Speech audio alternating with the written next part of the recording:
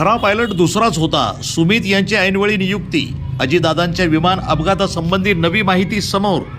दिवंगत उपमुख्यमंत्री अजितदादा पवार यांच्या विमानाचा अपघात झाल्यानंतर वेगवेगळ्या शक्यता सांगितल्या जाऊ लागल्या आहेत. त्यातील एक म्हणजे पायलटची चूक. यामध्ये कॅप्टन सुमित कपूर वय 62 हे विमान चालवत होते, त्यामुळे त्यांच्याकडे बोट दाखवलं जाऊ लागले.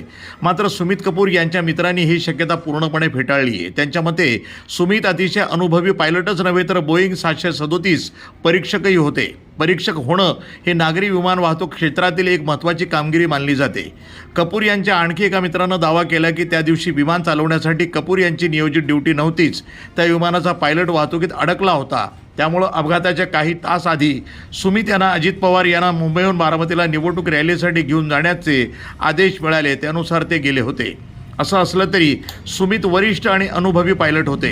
ते गेल्या 5 वर्षापासून VSR एव्हिएशनमध्ये काम करत होते. सुमित यांचा मृतदेह त्यांच्या ब्रेसलेटवरनं ओळखण्यात आला. या अपघाताची सखोल चौकशी व्हावी. विनाकारण पायलटला दोषी ठरवलं जाऊ नये असं कपूर यांच्या मित्रांचं म्हणणं आहे.